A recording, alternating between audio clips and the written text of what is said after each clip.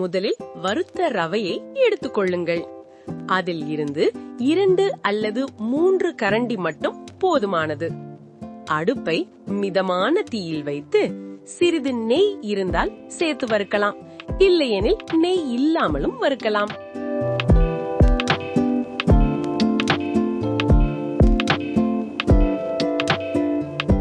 இப்போது ஒரு நல்ல கேரட்டை எடுத்துக்கொள்ளுங்கள்.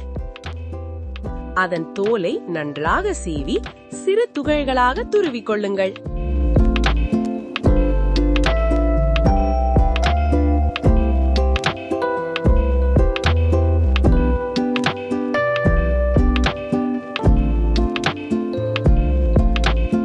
வறுத்த ரவையில் சிறிது சூடான தண்ணீர் சேர்க்கவும்.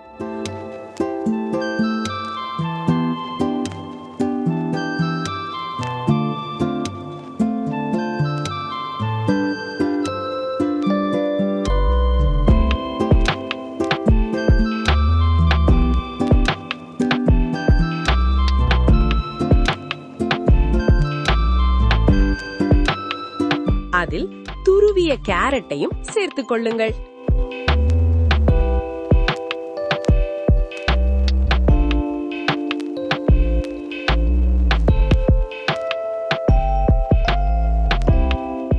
இப்போது நன்றாக கலக்கி விடுங்கள்.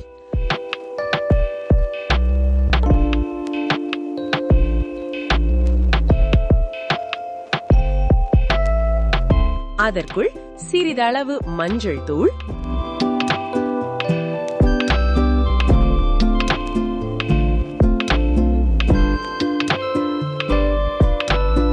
சீரகம்,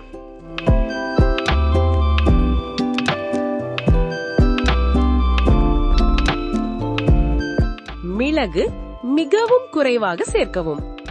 எல்லாவற்றையும் மிதமான அளவில்தான் சேர்க்க வேண்டும். இப்போது அனைத்தையும் நன்றாக கலக்கி மிதமான தீயில் 10 நிமிடம் நன்றாக வேக வைத்து பிறகு இறக்கிவிடுங்கள். அவ்வளவுதான். இப்போது உங்கள் குழந்தைக்கான ஆரோக்கியமான உணவு தயார். இந்த வீடியோ பிடித்திருந்தால் சப்ஸ்கிரைப் செய்ய மறக்காதீர்கள். அடுத்த ஒரு நல்ல வீடியோவில் சந்திப்போம்.